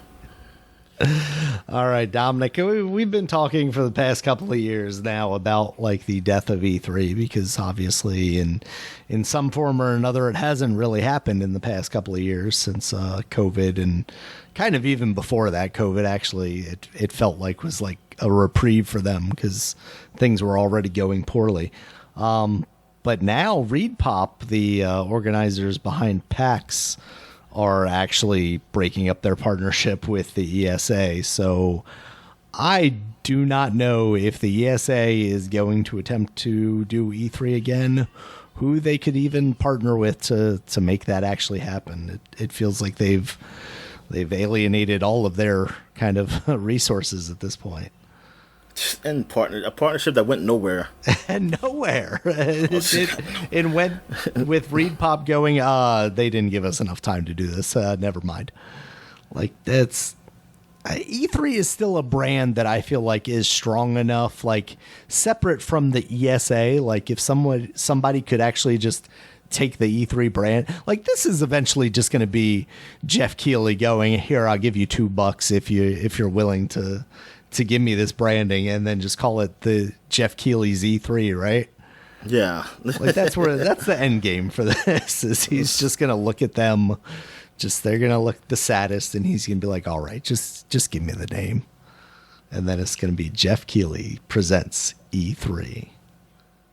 It's like Summer Game Fest? Like, yeah, it just doesn't have the same cachet.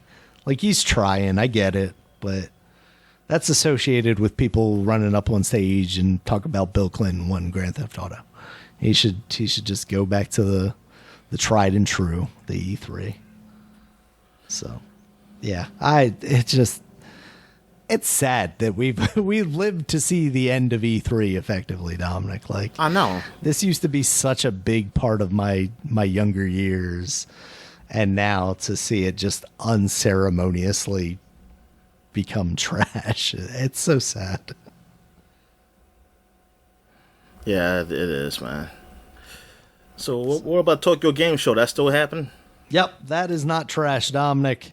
In fact, Xbox is going to be doing a digital broadcast, which I assume, Nintendo Direct style thing, for Tokyo Game Show on September 21st.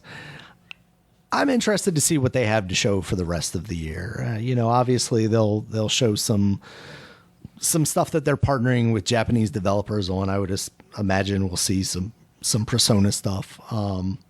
But I wonder if they've got anything else that they can kind of fill out there, whether it be, release dates for Hellblade or something, as we kind of cap this year off and move into 2024.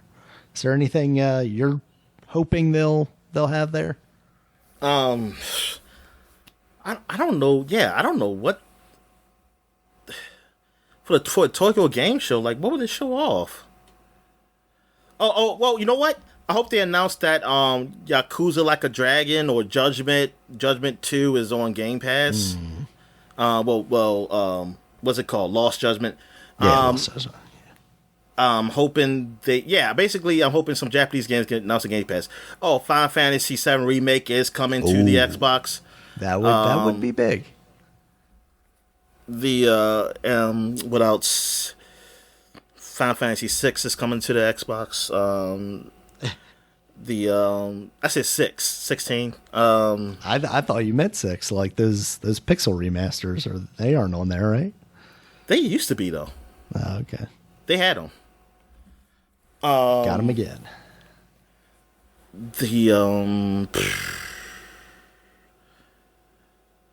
Actually, I don't know if they had a pixel remaster, but they had a 9 and 8 in them. Oh yeah, I do remember when they were doing that stuff. I'm trying to think what else they can announce that like PlayStation got, but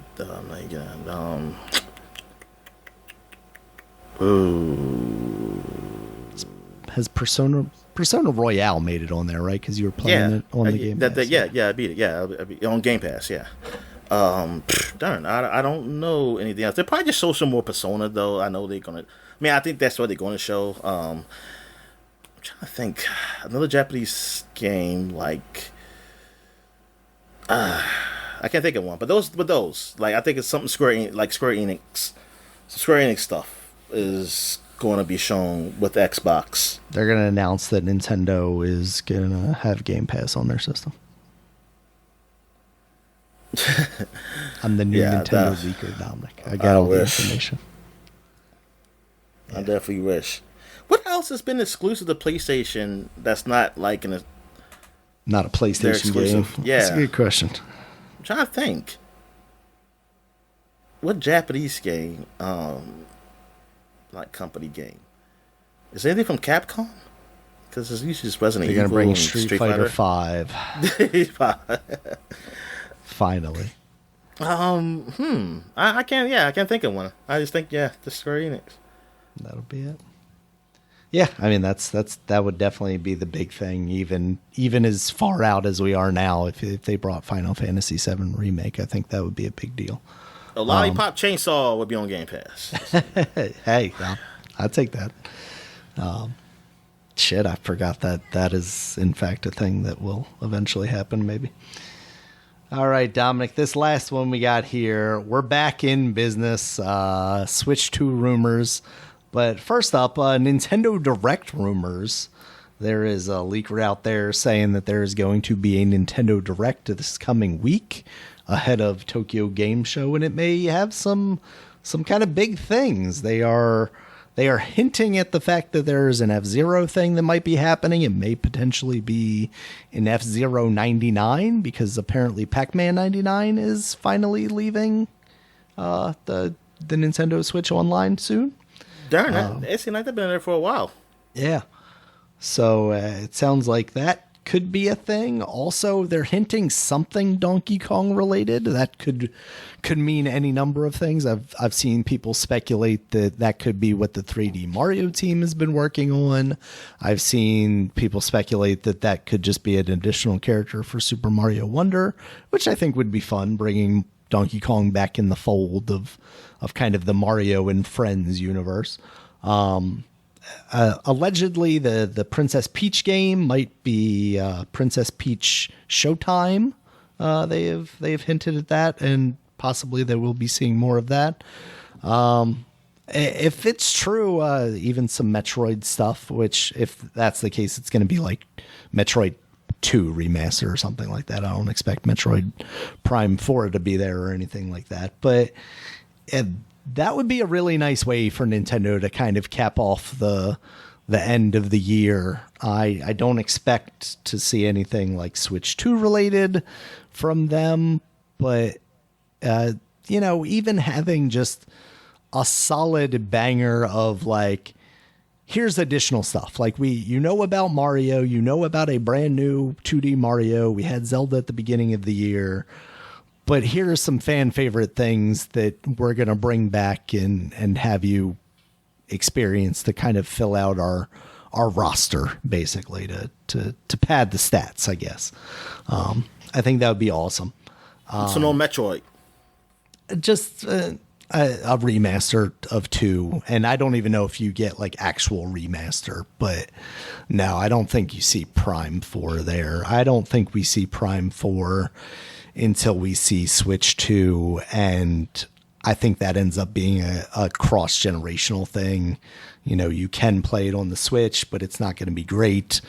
I don't think it'll be bad, but I don't think it's going to hold up well on there, and I think they're going to do all they can to push people towards playing that on the Switch too. Speaking of the Switch 2, it sounds like it's, on its way. Allegedly, there is reporting out there that at Gamescom, Nintendo, behind closed doors, was actually showing off Switch 2 hardware to developers, including a Breath of the Wild tech demo, basically having that game run, better, which you would hope.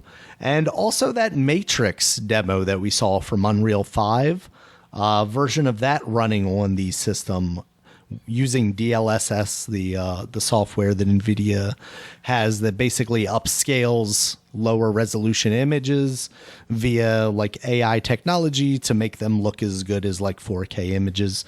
That would be fantastic. I mean, there's been a lot of talk about DLSS this week because there is a Starfield mod out that enables DLSS because Starfield isn't partnered with NVIDIA. They're using the AMD technology. I think it's FSR or something like that. And apparently that doesn't necessarily work as well as if you have one of the higher end NVIDIA cards that even on the new generation, the 40 series, they actually have it so it can like interpolate frames in between frame, like basically generate more frames. And that seems crazy. Like, you have TVs that kind of do that, and that's what gives you like that soap opera, look to them. Yeah. A lot of people don't like, but it seems like that's different than, that's an actual like image that you're trying to enhance and make weird. Whereas like a video game, like all of that is being generated. So to generate more information between that, it doesn't feel as hokey, I guess, to me. So that if that technology works out, like that could be crazy. I don't know if this one was substantiated at all, but there was also some talk I saw of Final Fantasy VII Remake playing on a Switch 2 hardware behind the scenes at Gamescom. I don't know if that's part of this reporting that has actually been, verified by a couple of sources. But if that's the case, then I am all here for a Switch 2 using this technology to enable it to basically keep up with the current gen systems. Like, I think that would be an incredible feather in Nintendo's cap if they're able to pull that off. If you now have a system that is on par, not necessarily power wise, but visual fidelity wise, it can still keep up. I think that'll be pretty awesome. Yeah, definitely, man. Yeah, I'm definitely curious about this now, and I'm curious how much it's going to cost. Mm-hmm. I mean, that's the question, but I also feel like Nintendo's never been one to put the price that crazy high because they know what their market is. They did that one time with the 3DS, right? And that failed spectacularly. So I feel like they're a lot more cautious about going to the extremes versus a Sony or a Xbox even. You know what I mean? Yeah, definitely. So. All right. So, yeah, I guess that's it, man. Yeah, I mean, that's yeah, I'm definitely, I want to see some more of these. I hope those rumors are true. So I'm definitely want to see some more on that. Yeah. New Switch, man. That could be awesome. All right, Dominic. So that is the news for the week. So we'll get to new releases. We mentioned it, of course, last week. And we mentioned it earlier in the podcast. But, of course, Starfield is officially out for people that either want to play it on Game Pass or did not want to cough up the extra money to buy the premium edition to play it last week. Out on Xbox and PC, of course. Baldur's Gate 3 is now out on the PS5 in addition to the PC release. And then NBA 2K24 is out on, basically the next generation stuff. So it is officially out then. Okay. Yep. Yeah, it came out yesterday. And that has Kobe Bryant on the cover. 24, as you mentioned, is to me is his jersey number. So that makes perfect sense that they would revisit this because it was didn't they already do a Black Mamba version of NBA? They just rehashing this, but that makes a lot of sense when you take that into consideration. So definitely, they missed the boat with 2K8, so now they got 224, so 2K24. But yeah, that's cool. Yeah. All right then. So I guess that's it, man. Yep. All right. Thank you guys as always for listening. You check us out on Twitter. Dominic's at DStallworth5. I'm at Regulus MB. The podcast is at Supapod, SUPAPOD. Supapod.com is the website. You can check us out there. It has all of our podcasts as well as links to the places you can find us, including YouTube, where there's a video version of this podcast, as well as all of the audio places, including iTunes, Stitcher, Google Podcasts, Spotify, and any other place you might find an audio podcast. Until next time, guys. Talk to you later. All right. See you.